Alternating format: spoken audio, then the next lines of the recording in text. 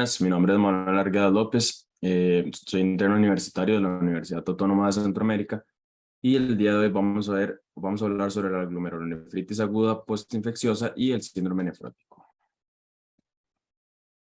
A lo largo de esta presentación vamos a ver la epidemiología, etiología, fisiopatología, manifestaciones clínicas, diagnósticos diferenciales y tratamiento de las distintas patologías, y terminaríamos con unas conclusiones sobre ambas patologías. En cuanto a la glomerulonefritis aguda postinfecciosa, tenemos que es una enfermedad que es una de las glomerulopatías más frecuentes en la edad pediátrica.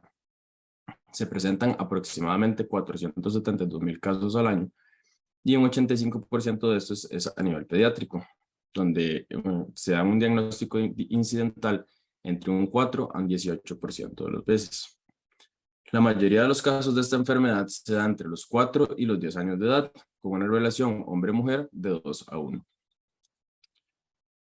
Esta enfermedad presenta una prevalencia e incidencia que en el cuadro podemos observar en diferentes países alrededor del mundo, donde tenemos que India presenta la mayor incidencia y la mayor prevalencia, mientras que el país con una menor incidencia va a ser Francia, y el país con una menor prevalencia va a ser Japón con un 0.02. La etiología de esta enfermedad es muy variada, puede estar causada por bacterias, virus, parásitos u hongos. El día de hoy nos vamos a centrar en la causa por estreptococo betamolítico del grupo A, que es la más común. El estreptococo betamolítico del grupo A, donde la bacteria más común es el estreptococo piógenes, es una bacteria gram positiva, la cual produce beta-hemólisis y posee una cápsula de ácido hialurónico, la cual no produce esporas.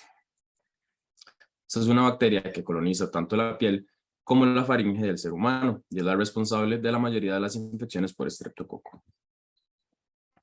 La vamos a dividir en serotipos según una proteína de superficie, que es la proteína M, donde tenemos que los serotipos 47, 49 y 55 causan nefritis luego de una infección cutánea, mientras que los serotipos 1, 2, 4 y 12 causan nefritis tras una infección más bien de tipo faríngeo.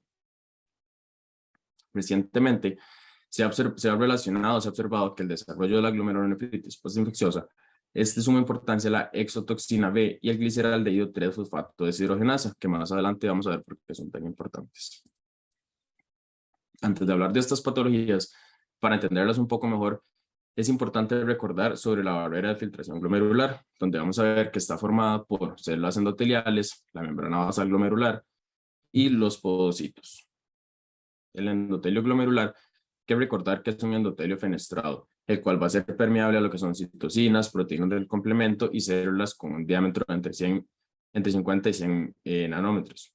Y va a ser impermeable a leucocitos y eritrocitos. Esta contiene una capa de glicocálix, la cual está formada por eparaноsulfato y hialuronato, lo cual le va a producir una carga aniónica y esto va a hacer que las proteínas sean repelidas por la carga eléctrica negativa. Además de esto, la barrera presenta los podocitos, los cuales van a restringir el movimiento a proteínas grandes y a células urinarias. En cuanto a la fisiopatología, se presentan dos teorías: el depósito de los complejos inmunes y, por el otro lado, donde los antígenos y los anticuerpos llegan de manera independiente hasta el glomérulo, y es en la membrana basal donde se van a unir y van a formar los complejos inmunes in situ. Ciertos estudios han demostrado como la presencia de gliceraldehído 3-fosfato deshidrogenasa, que fue la molécula que vimos anteriormente, también llamada receptor de plasmina asociado a nefritis, se ha presentado en un 92% en aquellos pacientes con glomerulonefritis postinfecciosa y en un 60% en pacientes con una infección estreptocóxica sin nefritis. Mientras que la exotoxina B y su simógeno presentan una carga catiónica, lo que le facilita la entrada al espacio subepitelial, y es por esto que se encontraron depósitos en un 67% de los pacientes con glomerulonefritis postinfecciosa y solo un 16% de los pacientes con algún otro tipo de glomerulopatía. Entonces, para entender un poco mejor la fisiopatología, lo que sucede es que el gliceraldehído 3-fosfato deshidrogenasa y la exotoxina B van a formar un complejo antígeno-anticuerpo y se va a depositar a nivel del glomérulo, donde van a interactuar con la plasmina. Esto va a hacer que se inicie el daño glomerular, con la destrucción de las proteínas de la matriz extracelular, de la membrana glomerular, y se dé el reclutamiento de las células inmunológicas. Esto va a producir que se den los mediadores químicos y citocinas con la activación local del complemento y la coagulación, donde por supuesto va a conducir a la inflamación glomerular. Las manifestaciones clínicas, lo más importante en esta enfermedad van a ser una hematuria que puede ser tanto macro como microscópica, los edemas corporales, la hipertensión arterial, la proteinuria y la lesión renal aguda. Las manifestaciones clínicas las vamos a dividir en 3 periodos, donde tenemos un periodo de latencia, el cual tiene una duración aproximada de 1 a 2 semanas luego de una infección de tipo faríngea y de 3 a 6 semanas luego de una infección de tipo cutánea. En este periodo ya se puede presentar la hematuria microscópica. Como podemos observar en la imagen de la derecha, tenemos que se da la infección estreptocócica y unas semanas después comenzamos con el periodo de latencia, donde lo más común que se dé es la hematuria microscópica, seguido de una hipocomplementemia y proteinuria, hipertensión arterial, hematuria macroscópica y edemas en menor medida. Ya una vez que avanzamos al periodo agudo, en este momento ahora sí se va a desarrollar la sintomatología clásica, donde inclusive podemos tener la presencia de síntomas sistémicos. Y el hallazgo principal en este caso van a ser los edemas corporales con cambios en la coloración y cantidad de orina. Como podemos observar en el cuadro de la derecha, tenemos los hallazgos clínicos con frecuencia, donde la hematuria microscópica cursa con un 90%, oliguria un 50-90%, la proteinuria en 10-80%, hipertensión arterial igual 50-90%. En menor medida tenemos lo que es la hematuria macroscópica y las lesiones renales graves. Por último, pasamos a un periodo de recuperación, donde esto es un periodo donde ya se empieza a dar el control de la sobrecarga hídrica, se empieza a dar la normalización de la presión arterial, tenemos poco a poco la disminución progresiva de la proteinuria y hematuria, así como la normalización del complemento. Como podemos ver en el cuadro de la derecha, tenemos que el edema, la hipertensión arterial y la hematuria macroscópica tienen una duración aproximada de 1 semana para la resolución. La oliguria y el incremento de ácidos aproximadamente 2 semanas, la proteinuria 4 semanas, la hipocomplementemia 6 a 8 semanas y la hematuria microscópica, la cual tarda un poco más de 6 a 12 meses. Ok, ¿cómo realizar el diagnóstico? Es muy importante la anamnesis en una historia clínica con énfasis hacia los procesos infecciosos anteriores, ya que recordemos se da después de un proceso infeccioso. Además es importante recordar tomar en cuenta los antecedentes personales y familiares de nefropatías, así como la administración previa de fármacos. Una vez que pasemos a la exploración física, es de vital importancia buscar la presencia y la distribución de los edemas, así como cifras de presión arterial, presencia de datos de insuficiencia cardíaca, y además podemos utilizar ciertas pruebas complementarias, como lo son el análisis del sedimento urinario, el nitrógeno ureico, la creatinina, el equilibrio electrolítico, donde se suelen encontrar bajos valores de sodio urinario, hipoalbuminemia, así como anemia dilucional y un aumento de la velocidad de eritrosedimentación. También podemos hacer uso del estudio microbiológico, donde vamos a encontrar anticuerpos antiestreptocóxicos, los cuales aparecen 1 semana después de la infección y aumentan rápidamente durante las próximas 3 a 4 semanas, para luego disminuir con rapidez. ¿Por qué es importante este estudio? Bueno, este nos va a decir que en caso de que se presenten títulos altos o en aumento, nos podemos estar hablando de una infección estreptocóxica, ya sea reciente o en curso. También podemos utilizar un estudio inmunológico, donde el análisis de la actividad del complemento sérico, vamos a observar que se da la activación del complemento por la vía alterna, muy importante, con una fracción C3 y CH50 que van a estar disminuidas, mientras que una C4 va a ser normal. La C3 y la CH50 se van a normalizar aproximadamente la 6ª y la 8ª semana. Y es importante tomar en cuenta que en caso que se nos presente una disminución tanto del C3 como del C4 simultáneamente, esto nos debería hacer pensar en una nefropatía más bien de tipo lúpica.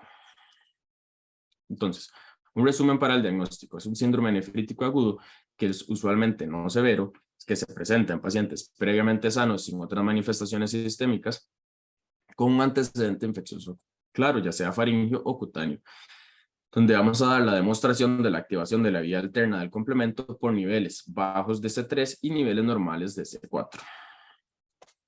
Diagnósticos diferenciales que debemos tomar en cuenta en esta patología es, por ejemplo, la glomerulonefritis membranoproliferativa, glomerulonefritis secundarias a enfermedades sistémicas, como por ejemplo el lupus eritematoso sistémico, nefropatía por IgA y la nefritis a causa de la púrpura de Hershey.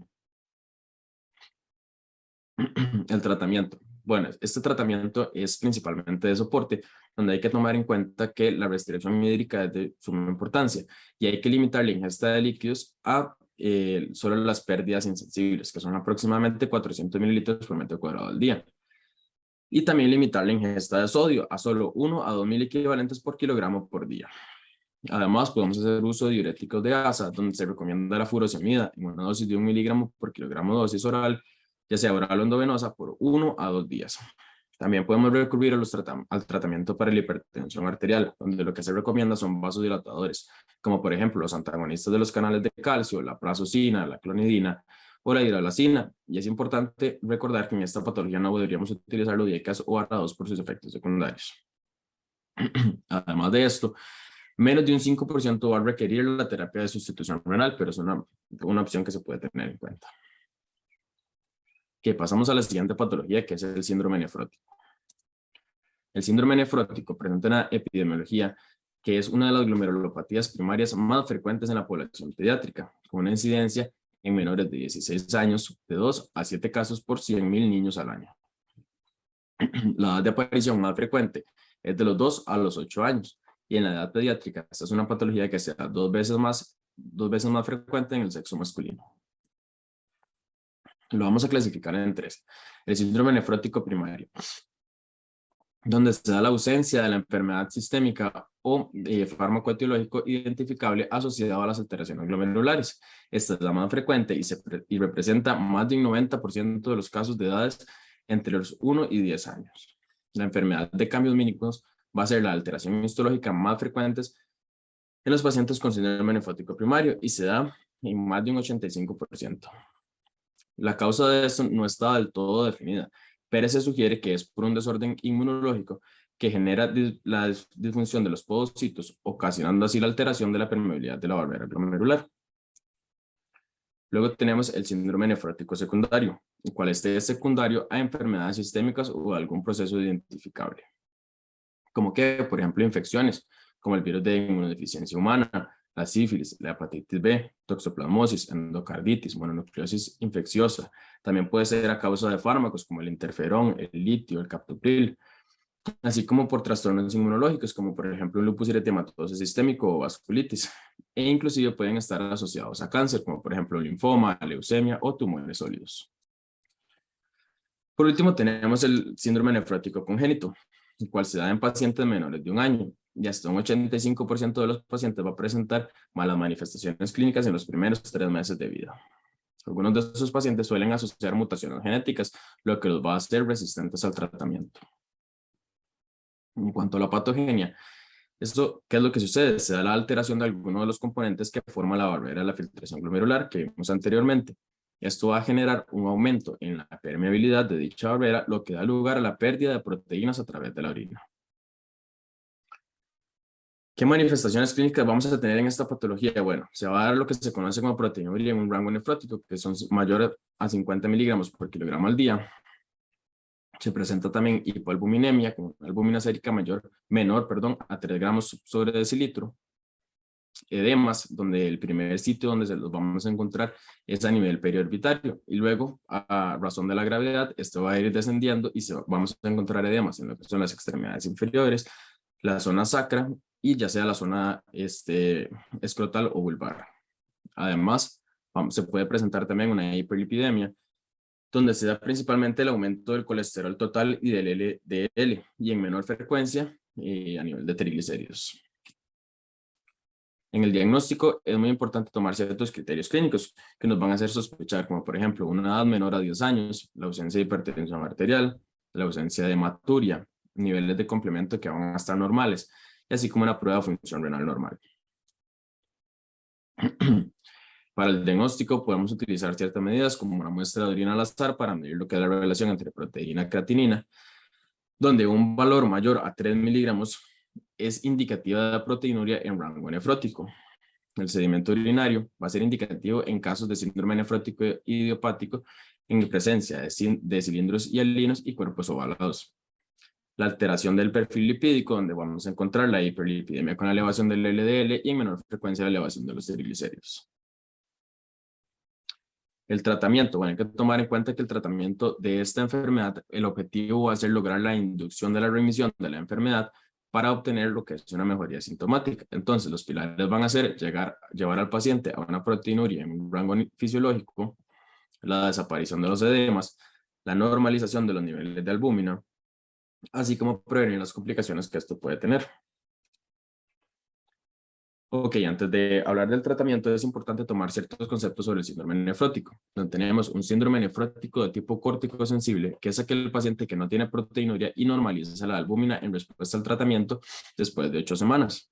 El paciente con síndrome nefrótico córtico resistente es aquel que persiste con un síndrome nefrótico clínico o bioquímico a pesar de que se den 8 semanas de tratamiento.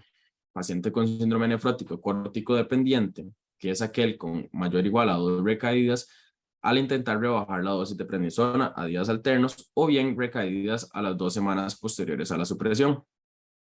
Paciente en recaídas, aquel paciente con una proteinuria en tira reactiva mayor a 2 cruces en 5 días consecutivos.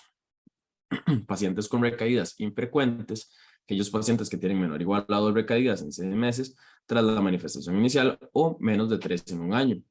Pacientes con recaídas frecuentes, mayor o igual a 2 recaídas en 6 meses o mayor a 3 recaídas en un año. Pacientes que se encuentran en remisión son pacientes con proteinuria negativa, con índice de sentir reactiva durante 5 días consecutivos. Remisión completa, paciente que desaparece la proteinuria, se normaliza la albúmina sérica.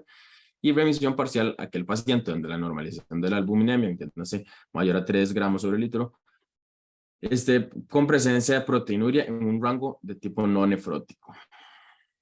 Entonces, ahora sí, ¿cuál es el pilar del tratamiento? Va a ser los corticoides, donde se recomienda la prednisona en una dosis de 2 miligramos por kilogramo en días continuos en una sola dosis, con una dosis máxima de 60 miligramos por día. Esto por 4 a 6 semanas. Luego de esto, vamos a continuar con 3 días alternos de prednisona a una dosis de 1.5 miligramos por kilogramo. Esto por otras 4 a 6 semanas, con una dosis máxima de 40 miligramos por día. Cuando logramos que el paciente esté en un estado de remisión, lo que se va a hacer es que se va a ir retirando progresivamente la prednisona. Además de los corticoides, podemos hacer uso de la terapia inmunosupresora, donde los fármacos que se recomiendan son la ciclofosfamida, el micofenolato, la ciclosporina y el tacrolimus, siendo los últimos como de última opción, ya que presentan ciertos efectos secundarios. Complicaciones que se nos pueden presentar con esta enfermedad se van a hacer tanto a las asociadas directamente a la enfermedad como a la terapia farmacológica, donde podemos tener complicaciones como infecciones, tromboembolismos, insuficiencia renal, anasarca e hipovolemia. ¿Qué conclusiones podemos llegar con estas patologías? Bueno, número 1, recordar que el síndrome nefrótico va a ser la glomerulopatía más primaria, más frecuente a nivel de la población pediátrica. Se van a presentar con los pacientes con síndrome nefrótico, se van a presentar con una clínica y alteración de laboratorio características, donde lo principal que vamos a observar van a ser los edemas. Y recordar que el tratamiento de primera línea van a ser los esteroides. En cuanto a la glomerulonefritis aguda post-estreptocócica, tenemos que tener en cuenta y recordar que siempre se va a dar y tenerlo en cuenta tras un paciente que tiene una infección faríngea o cutánea, así como que es de suma importancia limitar el consumo de líquidos en estos pacientes una vez diagnosticados. Esta es la bibliografía que me va a hacer para realizar el estudio. Muchísimas gracias, espero que les haya sido de mucha ayuda.